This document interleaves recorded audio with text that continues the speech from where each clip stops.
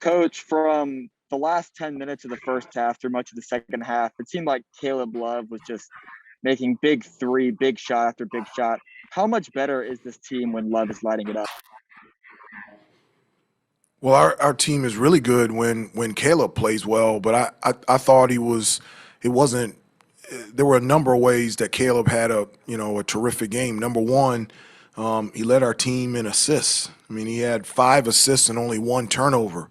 I thought he did a really good job when he came off of ball screens, just trying to read what Virginia was trying to do. You know, a lot of times Virginia hard hedges or they'll trap coming off ball screens, and it can disrupt guards if they're not able to handle the pressure, not just their ability to score, but to get the ball out to a player that can do something with it. And I thought he did that really well. Of course, his ability to make shots is such a benefit to us, but I thought he had an outstanding game on the defensive end. I don't think people really understand how difficult it is to guard their action.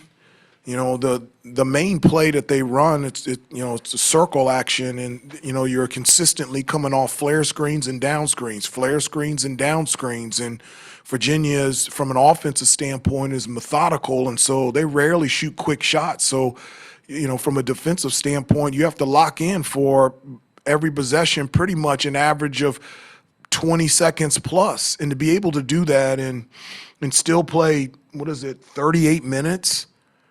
I mean, it's just Caleb's just had an unbelievable year, and it's why he's one of the best cards in the country, and why he's going to be an unbelievable NBA player as well.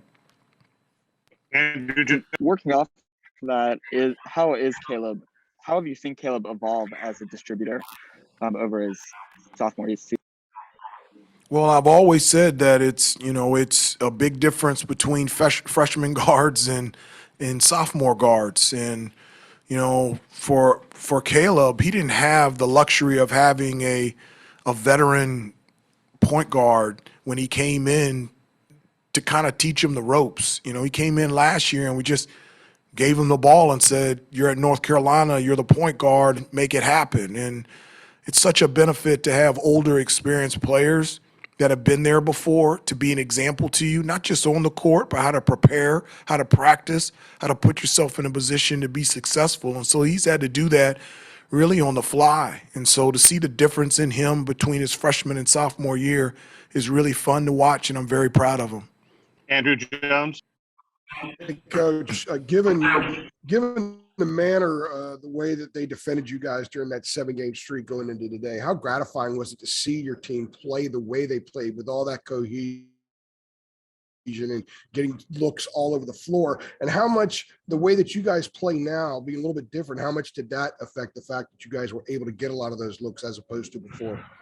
I think the difference of the way that we play now gives us the ability to be able to get shots against an unbelievable Virginia team that gets after it on the defensive end every game. I've said before, Coach Bennett is one of the best coaches in basketball, not just college, but NBA, international, whatever it is. And his teams, they all have, they're great individual defenders, but they're also good team defenders, and it's very difficult to get good shots against them. In order to get consistent good shots against them defensively, you have to have spacing, balance, and movement. And so in our offensive sets, one of the things that we talked about is just has to be movement. We've got to change sides of the floor. We got to give them a chance to make a mistake. You just can't come down the floor and just be stationary and try to attack. It's just not going to work for them. And you also have to have the ability to shoot. The times that we have been successful against Virginia have been, times that we've been able to shoot the ball from the outside, which gives us that spacing to be able to drive and attack the basket. I just think it's a huge benefit when we got guys like Caleb and RJ that can shoot, and then now we have Brady as a big man at the 4 that can hit 5 threes, and then you bring Anthony and Justin off the bench, and they're knocking down perimeter jump shots. That extends their defense and gives us an opportunity to be able to score. Brendan, go ahead. Hey, Hubert. Yeah, you've spoken a few times about how when you first got the job and how excited you were when you learned that Caleb and Armando would be back, and similarly when Brady and Dawson committed it in the spring. How closely did the way that your guys played today resemble the way that back then you may have thought that they were capable of playing on a game-to-game basis? Well, one of the things that we talked about when we came back from Notre Dame is I said that they've been given three things. They've been given an opportunity to play, and they've been also given the ability to play. I said myself, Coach Lebo, Coach May, Coach Sullivan, Coach Frederick, we no longer have the opportunity and we no longer have the ability to play. And I said, well, now that you have the opportunity and the ability to play, you also have a responsibility to play. And you have a responsibility to be the best that you can be every day on both ends of the floor and to play as hard as you can. And when we talked about it in that way, them having an opportunity and ability, and because of that, their responsibility is to play as hard as they can. That seemed to resonate in them when we got back from Notre Dame, and it really gave us encouragement, and we practiced really well yesterday in our preparation for Virginia, and I was really happy with their effort on both ends of the floor. Virginia's an unbelievable basketball team, and any time that you get a chance to compete against them and you end up winning, it's been a good day, and it's a good day for North Carolina basketball. Michael Cook. Hey, Coach, congrats on the win. So with the 7-day layoff now between this game and Georgia Tech next weekend, how much are you looking forward to the challenge of finding that consistency to bring that same intensity that was there today into next Saturday night? Well, I am. It's tomorrow we're gonna take a day off. It's been, I think, like 9 days straight where the guys haven't had a day off. We're either practicing or we're playing at 1 o'clock in Boston or 9 p.m. in South Bend, and so it's a much needed rest for them tomorrow to be able to catch their breath and get their bodies right, and then you add in the adjustment on Monday. That's when they start school again. And so the first day of classes in the spring semester start on Monday. So you add the academic piece to it. And so I'm just excited to get back to practice next week and just kind of build on what we're doing. In the huddle, in the locker room after the game, I said, one of the things that you should be really encouraged by and motivated is that you guys have experienced the benefit of playing with energy, effort, and toughness. And so that should be an encouragement and also a motivation to continue to have that feeling. And so it all starts with preparation and practice, and I'm looking forward to getting back to that next week. Thank you. CL Brown. Hey, Hubert, I asked Brady about, what he and Armando did to kind of build the continuity that they've shown on the court playing together. I was curious from your perspective, what you guys did as a coaching staff to kind of get them to a point where they complement each other like they do. They really do, CL. They do. They play really well together, and it's been that way since Brady has gotten here. It's both of them are very skilled, but both of them bring different types of talents and skills to the table on both ends of the floor, and they just really complement each other. They understand spacing. They understand where each one of them, are going to be positioned out there on the floor. I don't think you can script or force chemistry. Either it's there or it's not, CL. And I just, for whatever reason, Armando and Brady out there on the floor, their communication on both ends of the floor is just really good. It's nothing forced. It's nothing.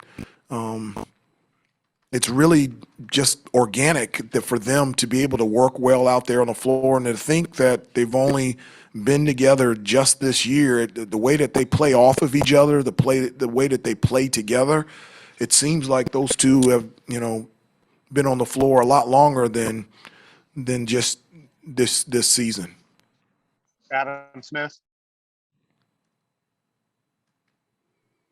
Hubert, talking about the effort that you saw from your guys after Notre Dame going into today and in practice and the sort of the competitive spirit, do you think, being able to find an attitude like that helps when you have a guy going for 29 and 21? Like, I don't want to say makes it easier, but when you have someone playing at the level that Armando did today, does that sort of generate an attitude for a team, do you think?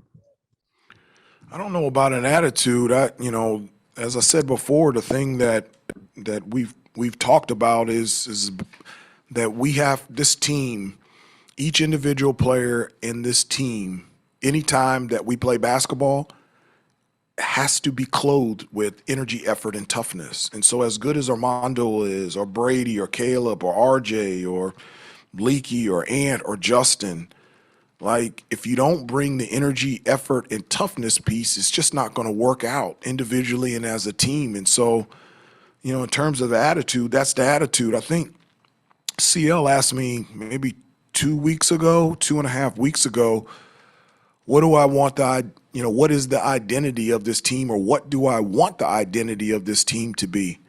And my desire is for people to look, whether it's in person, on TV, or whatever, highlights, and I want them to be able to have the identity that this is a North Carolina team that always comes to play, and they play with energy, effort, and toughness, irregardless of the result. They always show up. And so in terms of, the identity of this team, that's what I want. And I think at times it's been that.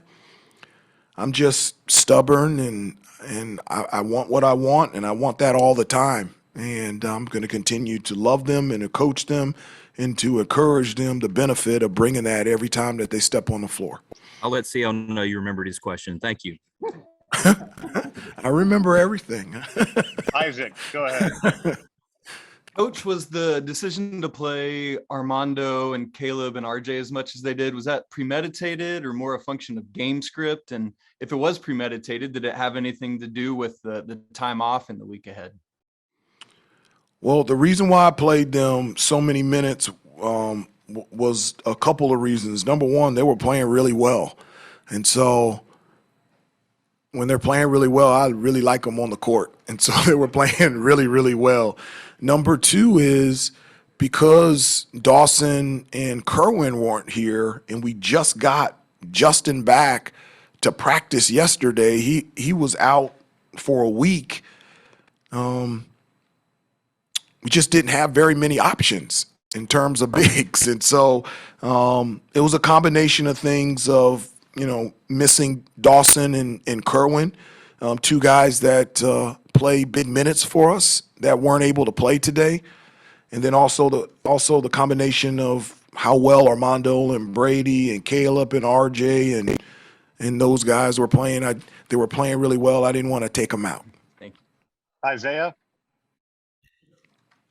Hey, Coach, how does the staff treat turnovers, especially the ones that come off players trying to make tight passes? Well, I don't like turnovers. Like, one of the things that I always say is, and Coach Williams said this, and I really liked it, so I stole it from him. It's not really stole it, because he knows I say it, and so I've borrowed it, okay? But a turnover is either selfishness or carelessness. It's one of the two. And I've told this team 100% of the time, our turnovers are carelessness. It's never selfishness. It's never. Our guys on our team and our kids are great. It's never selfish, but it's careless 100% of the time. And so one of the things that we talk about all the time is, make the easy play, take care of the basketball, and that we don't need home runs, we just need singles. And that's something that we talk about and reinforce every day at practice and in the games. Okay, last two. Patrick, you go ahead first, and then Ross. Hubert, I can't believe we've gotten this far. We haven't really talked that much about Armando. They had put him in pretty exclusive company. Tyler Hansbrough, Tim Duncan, Sean May, some of the names that are thrown around that he's in company with this performance. I mean, what kind of ceiling are you seeing at this point, and is it even elevated beyond what you initially thought? No, I thought Armando can do this. Every year, one of the things that I love about Armando is there's a number of things, but to me, this is what college basketball is. It's the progression, it's the growth of these kids. so much. We don't now. Kids go to the NBA, they transfer, and we don't get an opportunity for them to be able to just grow as a player. And every year, Armando's just gotten better. He's just gotten better. And one of the things that I'm really proud of him about is, he has aspirations and dreams of playing at the next level. And one of the things that I told him was, he has no chance of going to the next level if he doesn't develop perimeter skills, if he can't handle the basketball, and if he can't even be a threat to shoot the ball from the outside. So this summer, every week, he made 1,000 threes, but it didn't change what he does best. And so even though that he can shoot the ball from the perimeter, and he didn't shoot any threes today, but he does what he can do every day consistently, and that's rebound and finish around the basket. And I didn't know he had 29 points and 21 rebounds. I know he played a really good game, but when I saw the stat sheet, I was like, oh my gosh. And the last time that me personally has seen a stat line like that was Bryce Johnson when we played at Florida State. I think he had 39 and 20-something, 23 rebounds. That's the last time that I've seen a dominant force like that. And to be able to do it against a Virginia team that is very physical and tries to double team you every time you put the ball on the floor in the block, that's the best performance I've seen anybody against Virginia and that I can remember. And I'm very, very proud of Armando. Ross, last one. Yeah, and following up on that, Coach, what has he done to become more of an effective scorer down low? He's had 6 double-doubles last 6 games, and to be a more effective rebounder. What's the improvement from the end of last year and through this season to now? Well, rebounding is all effort and energy, effort, and toughness. So the reason why he's getting rebounds is because he's giving the energy and the effort and the toughness that is needed in order to rebound the basketball. I mean, he had 9 offensive rebounds. I mean, the ball just doesn't come to you. That's all energy, effort, and toughness. His ability to finish around the basket and the things that he's been able to do is because he works on it. I mean, the only way that you can improve is to get into the gym and to get better and to work at it. And so Armando is somebody that relentlessly works on becoming the best basketball player that he can become. He's always doing stuff before practice, after practice. His preparation and the things that he worked on this summer has put him in a position to have this type of year. So it's all hard work and energy and effort and toughness for Armando. Thank you, Coach Davis. Thanks, everybody. Okay, thank you.